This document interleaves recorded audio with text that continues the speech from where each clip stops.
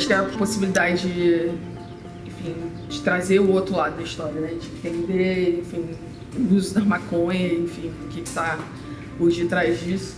E eu acho que mais a possibilidade, por exemplo, da gente desmistificar que existe uma guerra às drogas.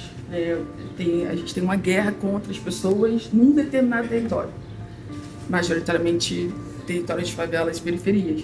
E aqui, por exemplo, estão todas as pessoas, todos somos crias da Maré, e que tem a possibilidade de falar dos efeitos disso, né, e suas percepções, inclusive sobre o assunto, né. A gente resolveu trabalhar com o tema das drogas dentro, e a gente está praticamente no miolo da favela. E assim, para inclusive tentar fazer com que essas pessoas não sejam demonizadas. Quando tem uma operação policial, a vida nesse território literalmente para. E a polícia vai, mata pessoas, agride verbalmente e psicologicamente. A gente tem 50 equipamentos educativos e todos eles param, posto de saúde para, tudo para. A gente demorou muito tempo para entender que o problema não era o uso. Porque o que faz as pessoas chegarem numa condição subhumana são as condições sociais que elas vivem e que também não foram provocadas por elas. As pessoas periféricas têm muita curiosidade em relação à maconha medicinal. Quando se fala que se pode usar maconha de forma legal, as pessoas se assustam, porque as favelas conhecem somente a guerra, né, que a maconha gera. Milito na causa antimanicomial, antiproibicionista, antirracista, anti-LGBT-fóbica. Anti qualquer coisa. Anti tudo que for irracional. As comunidades querem, sim, se inteirar, saber mais sobre maconha medicinal e, principalmente, sobre a legislação brasileira, né, a nossa lei antidrogas. A guerra às drogas é praticamente um álibi para matar e encarcerar gente pobre e negra. Em nome da guerra às drogas, a polícia mata crianças na favela.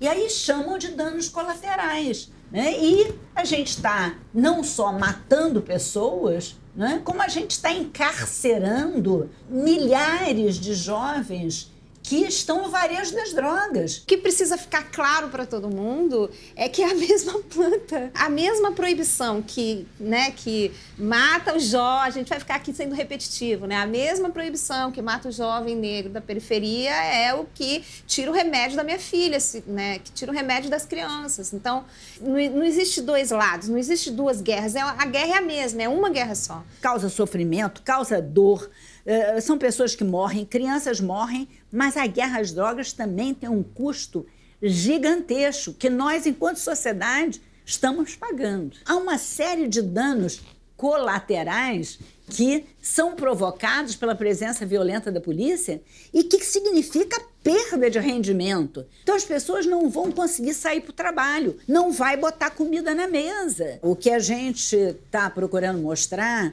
né, é o custo da guerra às drogas em várias áreas. A gente viu o impacto da guerra às drogas na educação. Quantas escolas no Rio de Janeiro, por ano, fecham quando há presença da polícia, quando há tiroteio? Então, as crianças deixam de estudar. E a gente mostrou que esse impacto faz com que as crianças percam um percentual enorme de aprendizado de linguagem e de matemática. Uma criança que perdeu o aprendizado, ela no futuro, ela vai ganhar menos.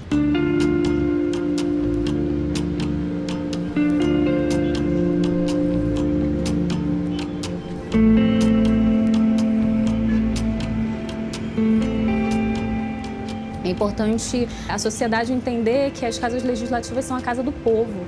Debater, dizer o que você acha importante, se interessar pelos movimentos sociais, se aproximar deles e fortalecer as bandeiras dos movimentos sociais por meio dessa interação com as casas legislativas.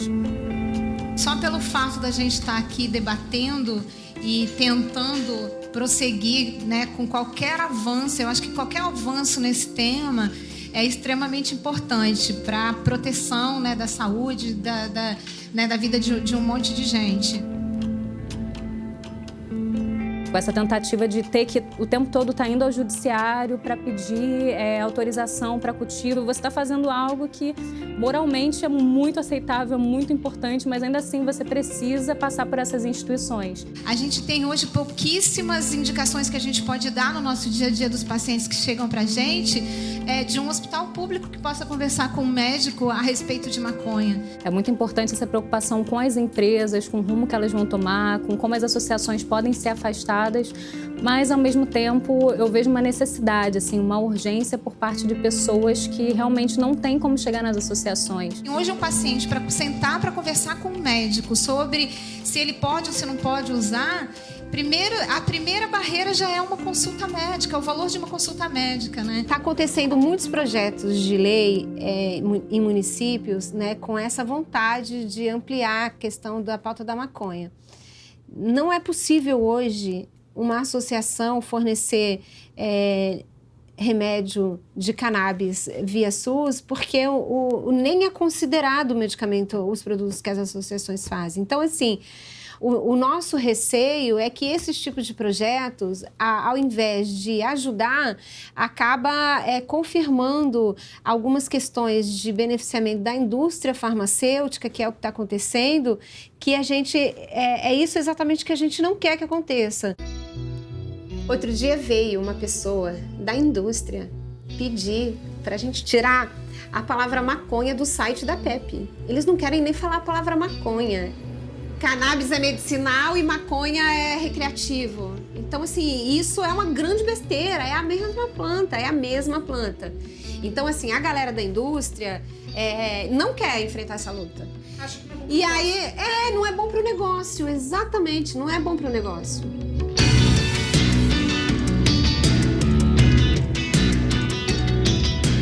A gente busca trazer qualidade de vida através da facilitação de acesso a produtos de alta qualidade de cannabis medicinal. Na verdade, a gente está vendendo uma solução que começa com o autoconhecimento. Temos hoje as formulações todas que a gente chama de linhas Target Formulas. Depois disso, a gente tem fórmulas muito especiais, onde a gente usa os canabinoides como moléculas adaptógenas. Chamamos de óleo porque a gente é um nome popular do óleo. Nós consideramos como uma nanoemulsão. Isso você manda uma mensagem por WhatsApp e fala assim, olha, eu conversei com a Margarete e ela pediu para vocês me mandarem um formulário de parceria. Ótimo. Muitas pessoas estão presas porque fazem o que a indústria está querendo fazer agora. Exatamente. Que é vender. Não é? Não existe um caminho só para nada, né? É o mesmo assunto, mas ele pode ser visto de várias formas. Agora a gente tem que contar a história da forma correta. Essa é a importância. Estamos aí 4h20 para falar da história. Eu tô lá na sua aula. E quando eu te vi na Folha falando que você estava fazendo um processo de desobediência civil pacífica. Que quem estava errado era a lei. E quem estava errado era a lei. Você, mãe, mulher, tomando frente, cara, isso mexe com a gente, porque a gente fala, não, poxa, se ela vai se colocar nesse lugar, eu também, né? Então, peraí, ela teve coragem, eu posso ter também.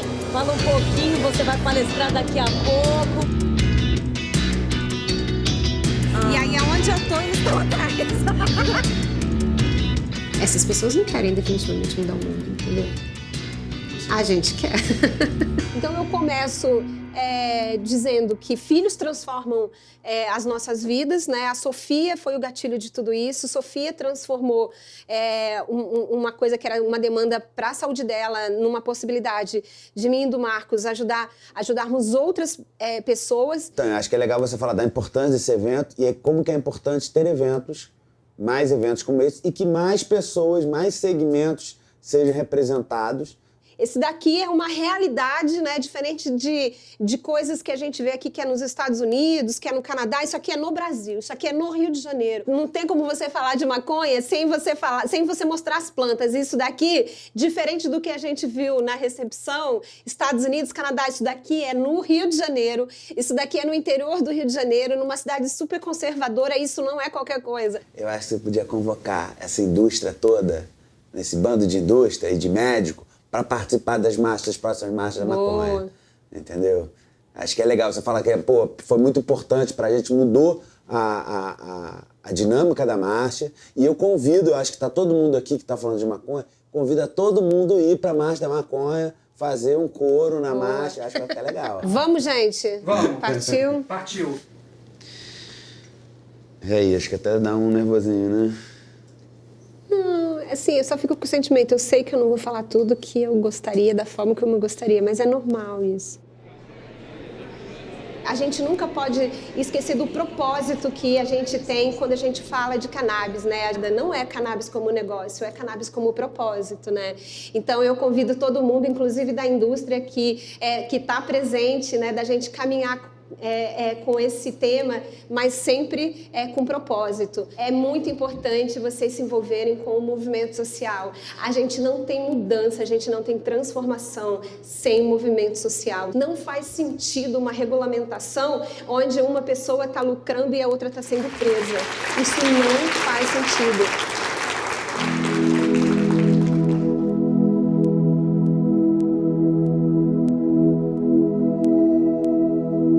Eu não quero aqui com vocês fazer apenas uma crítica ao modo como a nossa sociedade funciona, ao modo como o fundamentalismo religioso sacrifica vidas em nome da letra, silencia vozes em nome de um padrão.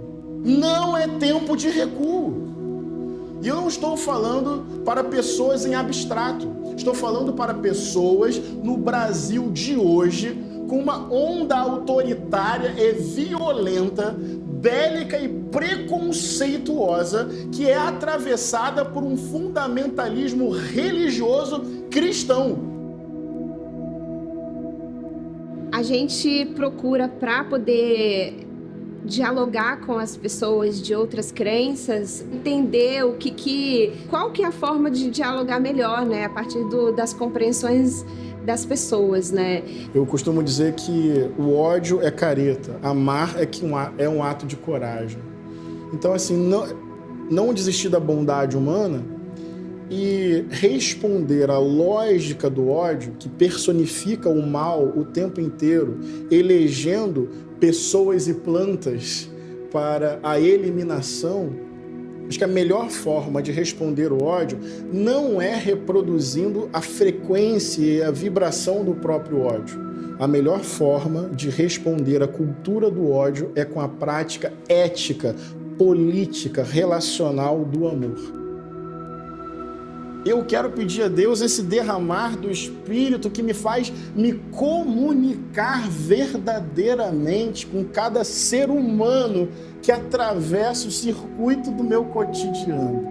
As plantas não foram criadas por Deus? Pois é. Então nenhuma planta pode ser do diabo, né? Todas as plantas devem ser de Deus. Essa afirmação é do diabo, é tão perigosa, ela pode servir para tanta coisa.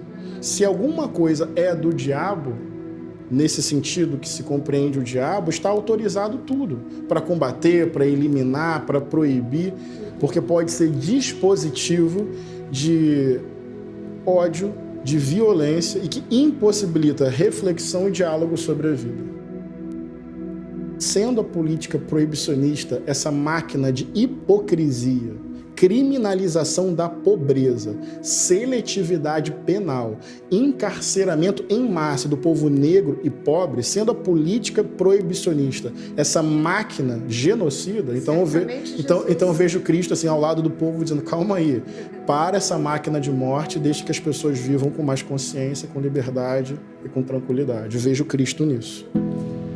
Não é que o Evangelho tem esperança, o Evangelho é esperança. Não há evangelho sem a esperança como um elemento constitutivo, teimoso, insistente, rebelde, que recoloca o povo como protagonista e que, independente do templo, independente do Estado, independente do exército, independente do poder econômico das elites, os jovens estão profetizando de novo, os velhos estão sonhando de novo. Há aqui uma insistência popular e rebelde, mas aqui tem derramar do Espírito, a janela do futuro se abre, o medo não mais paralisa e esse povo arranca a alegria ao futuro, até que Deus resolva essa parada definitivamente.